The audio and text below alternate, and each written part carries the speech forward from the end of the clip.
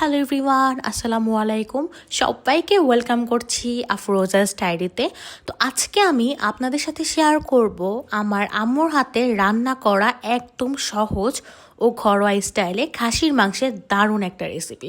So চলুন দেরি না করে শুরু করা যাক আজকের সহজ একটা খাসির মাংসের রেসিপি। তো 1 কেজি খাসির মাংসে আম্মু পরিমাণ মতন লবণ, পেঁয়াজ বাটা, কাঠবাদাম, পেস্তা বাদাম, পেঁয়াজ পেস্তা পেস্ট দিয়ে দিয়েছে, সাথে দিয়েছিল আদা রসুন পেস্ট। তারপর সব মাংসগুলো মশলার সাথে খুব সুন্দর মতন যত্ন করে মাখিয়ে 30 মিনিটের জন্য রেস্টে রাখা হবে।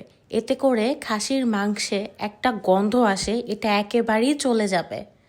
তো আম্মু রান্নার জন্য হাঁড়িতে পরিমাণ মতন তেল দিয়ে দিয়েছে, তারপর দিয়েছে 1 কাপ পেঁয়াজ। এটা কিছুক্ষণ একটু ভাজবে, ভাজার পর গরম মশলা দিয়ে দিবে। গরম মশলার মধ্যে ছিল তেজপাতা, দারচিনি, লবঙ্গ আর এলাচ।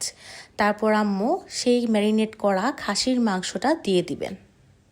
তারপর তেল, পেঁয়াজ আর সেই গরম মশলার সাথে খাসির মাংসটা ভালো মতো নেড়ে চেড়ে মিশিয়ে নেবেন কিছুক্ষণ। তারপর আম্মু খাসির মাংসে দিয়ে দিল 1/2 টেবিল চামচ হলুদ গুঁড়ো, 1/2 টেবিল চামচ মরিচ গুঁড়ো আর 1/2 টেবিল চামচ ধনিয়া গুঁড়ো।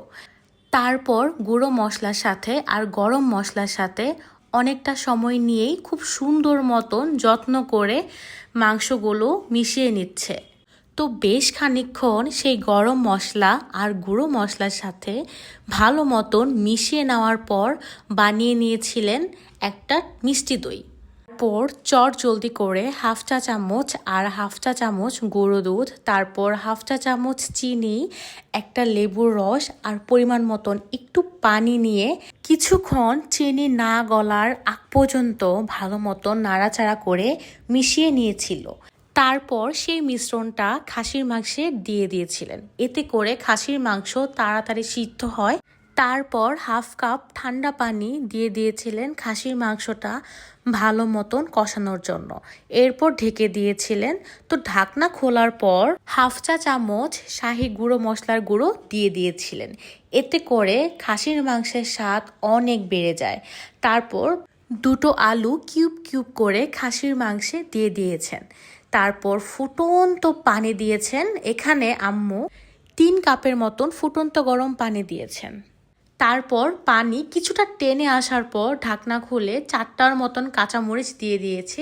তারপর 1/2 চা চামচ জিরা গুঁড়া আর 1/2 চা চামচ ঘি দিয়ে কিছুক্ষণ দমে রেখে রান্না শেষ করেছেন। তো আশা করি এতক্ষণ ধৈর্য ধরে ভিডিওটা দেখেছেন এবং রেসিপিটা আপনাদের ভালো লেগেছে।